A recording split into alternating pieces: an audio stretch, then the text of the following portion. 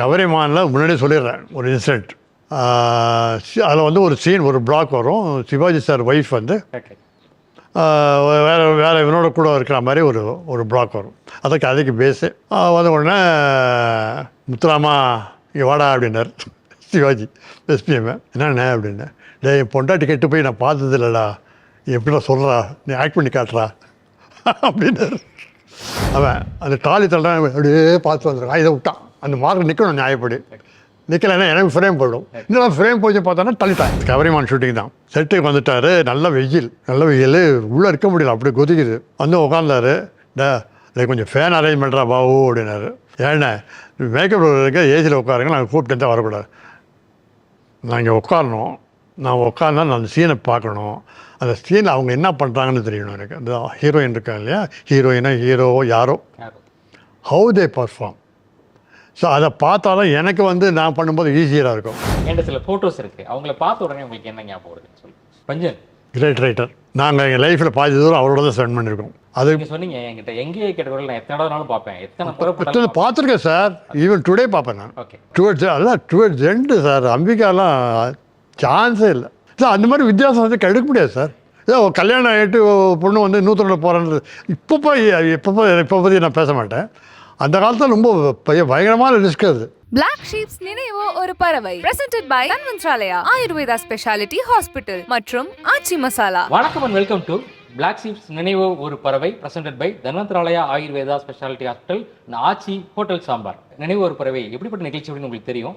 இது தமிழ் சினிமாவுக்கும் தமிழர்களுக்கும் நிறைய நல்ல நினைவுகளை கொடுத்த, சுகமான நினைவுகளை கொடுத்த ஜாம்பான்களுடைய நினைவுகளை மீட்டி பார்க்க நிகழ்ச்சி.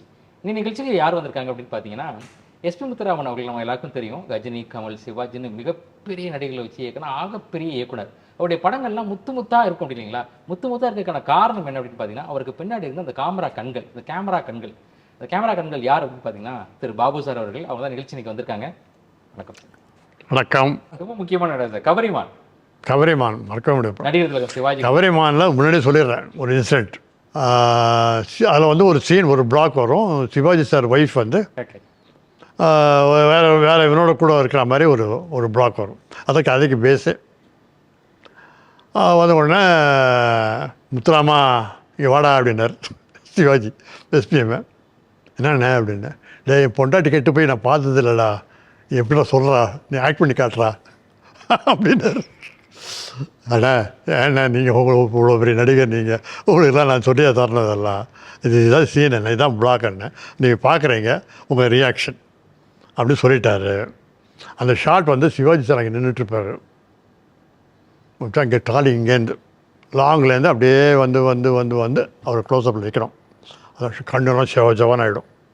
கோபம் வந்து என்ன பண்ணேன், அவர் பர்ஃபார்ம் பார்த்து என்ன பண்ணான், ட்ராலி தள்ள விட்டான். என்ன ட்ராலி விட்டான், டம்மான நான் விழுந்தோம். சிவாஜியோட பர்ஃபார்மன்ஸ் பார்த்துட்டு அவன் அந்த ட்ராலி தள்ள அப்படியே பார்த்து வந்துருக்கான். இதை விட்டான், அந்த மார்க் நிற்கணும் நியாயப்படி. நிற்கலைன்னா எனக்கு ஃப்ரேம் போயிடும். இன்னும் ஃப்ரேம் போய் பார்த்தோன்னா தள்ளிட்டாங்க.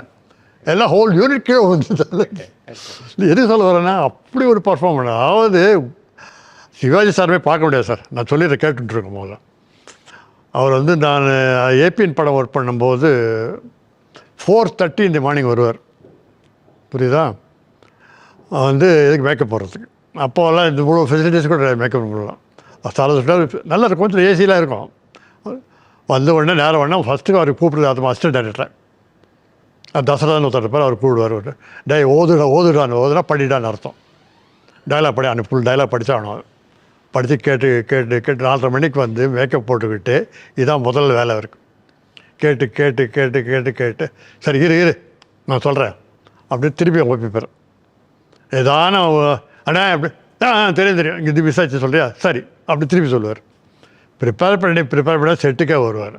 செட்டு வர்றது மட்டும் இல்லை, அது இது அந்த இதெல்லாம் இருக்குது இல்லையா இது அவர் உட்கார என்ன பண்ண வந்து உட்காந்தாருன்னா அவர் வந்து இந்த மாதிரிலாம் உட்கார மாட்டார், சேர்லேயே உட்கார மாட்டார்.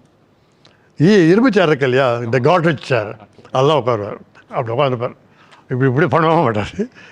மேக்கப் இது பண்ணுவார், விக்கை கட்ட மாட்டார், எதையும் கட்ட மாட்டார். அதே என்னென்னா மூடு போய்டும் அவருக்கு. அது மாதிரி செட்டுக்கு வந்தால் கூட சார், அவர் ஏதோ ஒரு ஏப்ரல் மாதத்தில் கவரிமான் ஷூட்டிங் தான். செட்டுக்கு வந்துட்டார். நல்ல வெயில், நல்ல வெயில் உள்ளே இருக்க முடியல, அப்படி கொதிக்குது.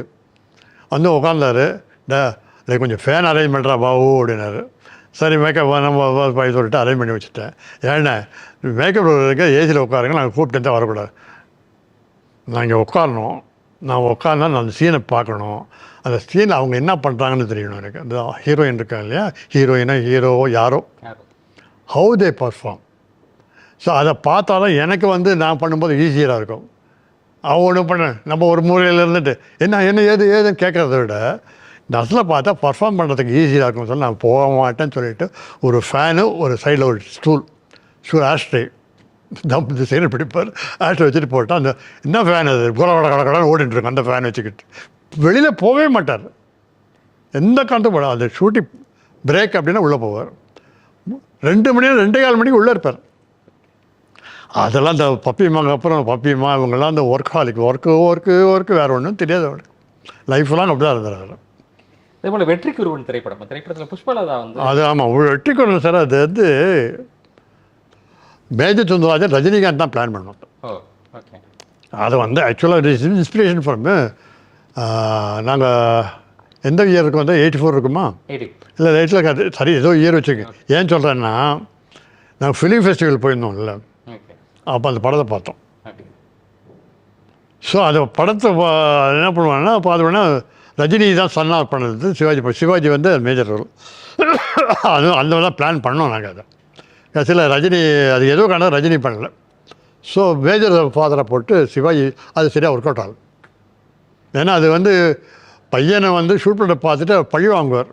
அது சிவாஜி பண்ணி தான் பெட்டராக இருக்கும். ஸோ மேஜர் பண்ணால் அந்த ஒர்க் அவுட் ஆகல. அது ஹவு இட்ஸ் ஹேப்பன். என்கிட்ட சில ஃபோட்டோஸ் இருக்குது, அவங்கள பார்த்த உடனே உங்களுக்கு என்ன ஞாபகம் வருதுன்னு சொல்லி. ஐயோ, பஞ்சன் கிரேட் ரைட்டர். நாங்கள் எங்கள் லைஃப்பில் பாதி தூரம் அவரோட தான் ஸ்பெண்ட் பண்ணியிருக்கோம். என்ன ஒரு ஐ ஸ்டில் ரிமெம்பர் ஒரு சின்ன இன்சிடெண்ட். என்ன பெருசாக சரியாக இருக்கும் அப்படி இருக்காதீங்க. எஸ்பிஎம் வந்து ஐ ஆப்ரேட் பண்ணிட்டார். ஸோ அப்பப்போ ஐ ஆப்ரேட் பண்ணால் 2 மாதம் கேப் போட்டுட்டாகணும். ஸோ படம் பண்ணாமல் இருந்த பீரியட் அது. அந்த பீரியடில் தான் எனக்கு வந்து அது தம்பிக்கு அந்த ஒரு படம் அண்ணன் தான் எடுத்தார். பாபு நீ தான் அந்த கேமராமேன் படத்துக்கு அப்படின்ட்டார். என்ன அப்படின்னு. இல்லை பாபு வேறு யாரும் எனக்கு கரெக்டாக சூட்டாக நீ தான் சூட்டாக நினைக்கிறேன், நீ பண்ண அப்படின்னா. இல்லை நான் பண்ண மாட்டேன்னு. பாபு ஏன் பண்ண மாட்டேன்னு சொல்கிறேன்னா, சார் ரங்காவன் ஒரு கேமராமேன் இருக்கான், அந்த டைரக்டர் பேர் அவர் பேர் ராஜசேகரோட பண்ணுறான், எல்லா படம் அவன் தான் பண்ணுறான். நானும் நிறைய ரஜினியோட பண்ணிகிட்டு இருக்கேன்.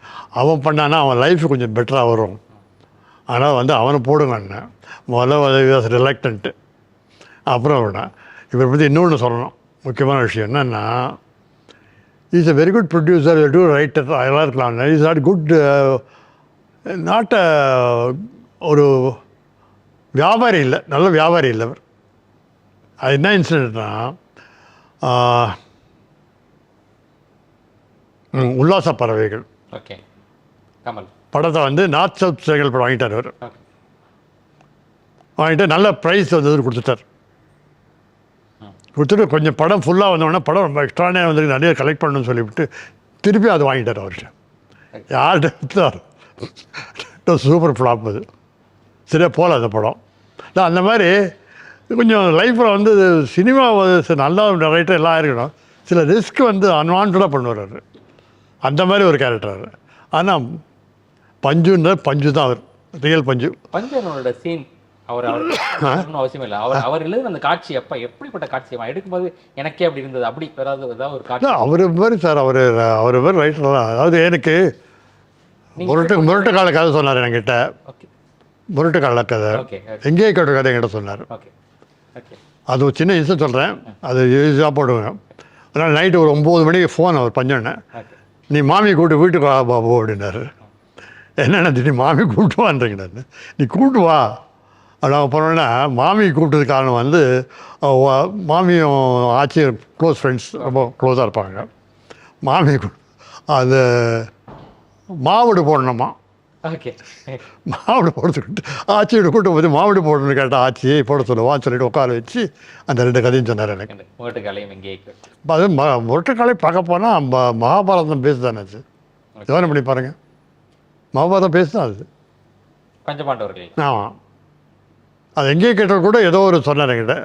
இதுதான் பார்ப்போம். அது இன்ஸ்பிரேஷன், அதாவது காப்பி இல்லை, இன்ஸ்பிரேஷன் ஃப்ரம் வாட் பிக்சர். எல்லோரும் காப்பி நோய்ஸ், காப்பியே கிடையாது சார்.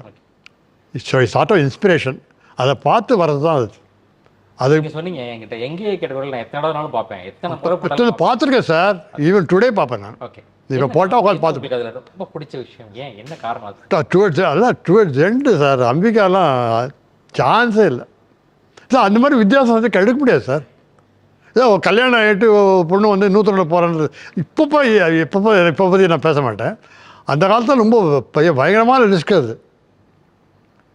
அதை எடுத்து அந்த படம் வந்து அவ்வளோ பெரிய ஹிட் ஆனது காரணம் வந்து க்ளீன் ப்ரெசன்டேஷன் தான்.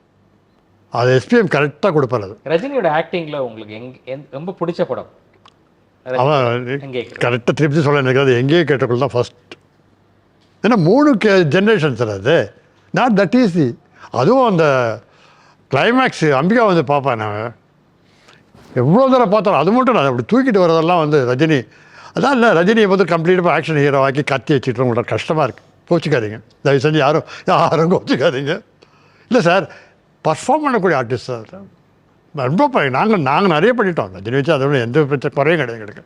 இப்போ நெற்றிகன் அந்த ஓல்ட் மேன் கேரக்டர் சாதாரண விஷயம் இல்லை. எங்கேயே கேட்டவர்கள், ஆறில் வருவரை நாங்களும் மசாலா பண்ணியிருக்கோம். நான் என்ன சொல்லலை, நிறைய பண்ணியிருக்கோம். But Rajini is capable artist, doing any to any thing. அந்த மாதிரி ஒரு கேரக்டர். நீங்கள் ஆறுதல் தருவரை சொன்னதுனால அந்த கிளைமேக்ஸ் ஸ்டார்ட் அந்த ஈஸி சேர்ல அப்படி ஆடிட்டே இருப்பாரு. ஆமாம், கிளைமேக்ஸ் ஆடிட்டே இருப்பாரு. ஆமாம், அப்படியே ஸ்டாப் ஆகும், அப்படியே ஸ்டாப் ஆகணும். அது அவர் அந்த பிக்சரைசேஷனே அவ்வளோ அழகாக இருக்கும். அதில் அது வந்து யூஸ் தட் அந்த ஏவிஎம் ஸ்டுடியோவில் ஒரு எக்யூப்மெண்ட் இருக்குது. 3 பதிலாக யூஸ் பண்ணுவார். அது போட 3 மேலே தெரியும் லைட் போட்டால். அந்த மாதிரி இருக்குது. அது வந்து பேர் வந்து போச்சு, டிக்கெட் பேர். அந்த மாதிரி அதை வச்சு எடுக்கணும்னு சொல்லிட்டு அது ஃபுல் படமும் அந்த ரவுண்டாக இருக்கும். அது பிளான் பண்ணி எடுத்தது தான். அது கிளைமேக்ஸில் எதோ கொஞ்சம் வித்தியாசமாக இருக்கணும்னு சொல்லிட்டு பிளான் பண்ணி அந்த ஃபோக்கஸ் ஸ்பாட் அது பேர். அது கூட தான். அது ஏவிஎம்ல இன்னொன்று வச்சுருக்காங்க. அந்த வீல் ஆப்ரேட் ஒரு கேமரா இருக்குது, பேஸ் இருக்குது. அது நான் பண்ணியிருக்கேன். நான் ஃபாரின்லாம் ஜாஸ்தி பண்ணுவேன், அதுவே பண்ணியிருக்கேன். ஸோ அது ஏஜ் கெட்டப்பும் லியோ டால்ஸ்டாயோட கெட்டப்பை தான் நான் அப்படி தெரில. பஞ்சனோட ஐடியா ஏதாவது பஞ்சனை தான் சொல்லலாம், இருக்கலாம். I don't say deny it, but இருக்கலாம். பட் வாட் எவர் மேபி அது இமேஜின் பண்ண முடியாத ஒரு அது சார். ஏதாவது எல்லா ரோலும் நல்லா பண்ணுவான் சார் பையன். அந்த பையன் உங்களுக்கு எந்த அளவுக்கு அவன் வெண்ணில் அவன் இப்போ வந்தாலும் அவன் ரொம்ப க்ளோஸ் ஃப்ரெண்ட் எனக்கு. அவன் ரொம்ப க்ளோஸ். எந்த அளவுக்குன்னா ஒரு பார்க்க போனால் அன்றைக்கி ஒரு எம்பியோட பேசிட்டுருக்காரு, மீட்டிங் இன்டர்வியூ. வாடா வாடா வாடா வாடா அப்படி சொல்லிட்டு ஷோ அவங்க இருக்கு, நீ வாடா உள்ள வாடா அப்படின்னு கொண்டு உட்கார வச்சுப்பேன். அந்த அளவுக்கு க்ளோஸ் ஃப்ரெண்ட். வந்த உடனே முதல்ல எங்கிட்ட தான் வருவாங்க. ஏன்னா ஷூட்டிங் வந்தால் ஷூட்டிங் முடிக்கிட்டு இருக்காது, எப்போ போகணுன்றது ஒன்று அவனுக்கு. அந்த மாதிரி ஒரு கேரக்டர். ஏன்னா தப்பே இல்லை. அந்த துக்குலாய்க்க பார்த்திக்கா அது இது ஏகப்பட்ட தலைவலி இருக்குது அவனுக்கு. நடுவில் ஆக்டிங் வேறு பண்ணணும். ஷோனாலே குடும்பத்தினம் தான். அப்படி ஷோ பண்ண குடும்பத்தினம் ஷோவில் இந்த குடும்பத்தினோட இந்த மாதிரி வந்து ஒரு கேரக்டர் சார். அவன் வந்த உடனே காலைல வெந்நீர் கொண்டு தான் வருவாங்க. என்ன வெந்நீர் கொண்டு வருவான்னா, டேய் கேரம் எங்கிட்ட தான் வருவான். டேய் சொல்லிட்டு ஷார்ட் சொல்லிட்டா சீக்கிரம் கூப்பிட்டு போட்டு என்னை முடிச்சு நான் உடனே அனுப்பிச்சிடும் அப்படின்வான். சரி என்ன பண்ணுறது, பழகிட்டோம். இப்போது எந்த படம் வந்தாலும் முதல்ல எனக்கு தொல்லை எனக்கு அவன். அந்த மாதிரி ஒரு கேரக்டர். குடும்பத்தை வந்து ஷோ ஊற்றி சொல்லணுமா நிறைய இருக்கலாம். ஷோவோட படங்கள் உங்களுக்கு ரொம்ப பிடிச்ச படம்? ஷோ ஆஸ் அ ரைட்டர் ரொம்ப பிடிக்கும் எனக்கு. அது ட்ராமாட்டிஸ்ட். பொலிட்டிக்கல் சட்டை நிறைய பண்ணியிருக்காரு அவர். அது முகமதின் துக்ளக் ஒண்டர்ஃபுல். அதாவது இப்போ என்னென்ன நடக்கிறதோ அது அன்றைக்கே ஷோ பண்ணிட்டார். அது என்ன எப்படி அது தாட் வந்தோ தெரியல எனக்கு, ஐ டோன்ட் நோ. அப்போ பண்ணிட்டார். அது மாதிரி பொலிட்டிக்கல் சட்டையர் மட்டும் இது தாண்டி சட்டையரிஸ்ட்டுன்னு சொல்ல முடியாது. சட்டையர் இருக்குது, எல்லாம் இருக்குது. அதை தாண்டி ஒரு ஷோ இருக்கா? இந்த மாதிரி விஷயங்களை சாதனை பண்ண முடியாது. மௌனத்துக்குள்ள யோசனை பண்ண முடியுமா? நீ படம் இப்போ போட்டு பார்த்தீங்கன்னா எல்லாம் என்ன ப்ரெசென்ட் என்னென்ன நடக்குதோ எல்லாம் அதை காமிச்சிட்டாங்க. அதெல்லாம் பண்ணி காமிச்சாச்சு. அந்த மாதிரி ஒரு ஃபோர்த் ஆட்டோட